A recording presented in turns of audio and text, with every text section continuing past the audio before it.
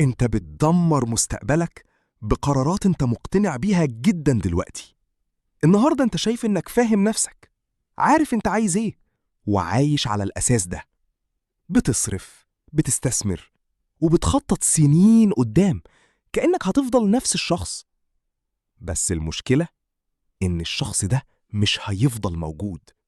انت هتتغير، تفكيرك، أولوياتك، حتى الحاجات اللي بتحبها دلوقتي.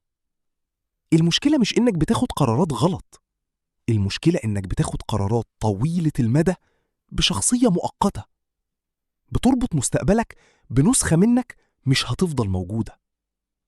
أذكى ناس مش اللي واثقين في نفسهم، أذكى ناس هم اللي سايبين مساحة لنفسهم يتغيروا. الفكرة دي من كتاب The Psychology of Money. ولو عايز تبني عقلية مالية تمشي مع كل نسخة منك، تابع إيديفاي ريدز.